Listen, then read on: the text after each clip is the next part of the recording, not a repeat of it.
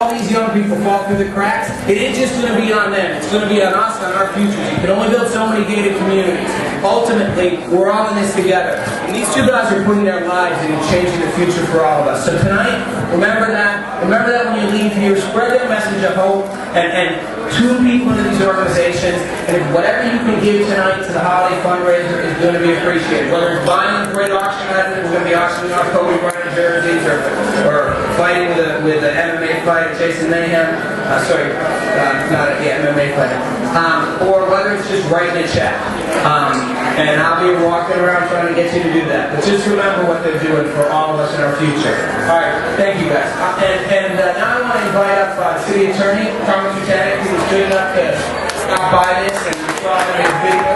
And just let him give a couple words about the difference it's making for Los Angeles, what these groups are doing.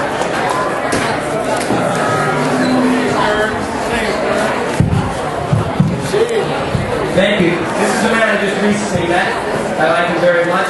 He's charismatic, he's persuasive, he's a former gang prosecutor, so he knows what it's like on the streets, and I'm just going to hand it over to him and let him say a few words.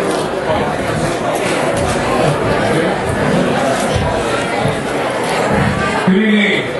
Happy holidays, everybody. I'm very proud to be here tonight to stand up with the TFF Family Foundation.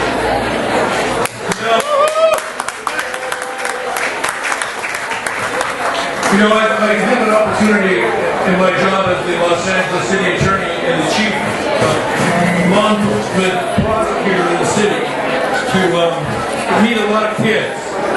And I recently went to a school on Crenshaw Boulevard, a magnet school. And I asked the kids to close their eyes and to imagine themselves, they were about 10 years old, imagine themselves at 18. And then imagine themselves at 25.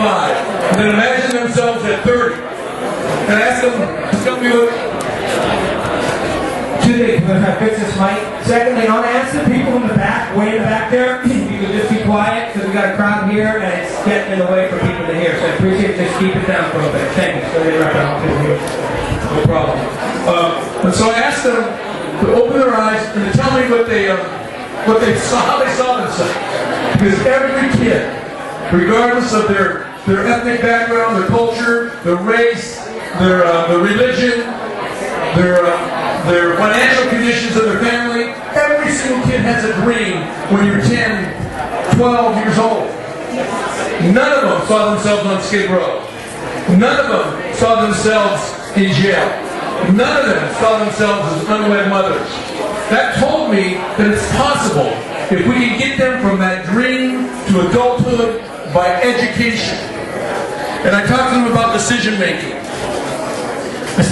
The decisions that you make in life are the decisions that carry with you all the way through. And if you make a bad decision at 12 years old, 15 years old, 18 years old, that often directs you where you're going to be at 40 years old. And it's foundations like Lejean's foundation that changes our kids. And if we can get to every single kid with this message,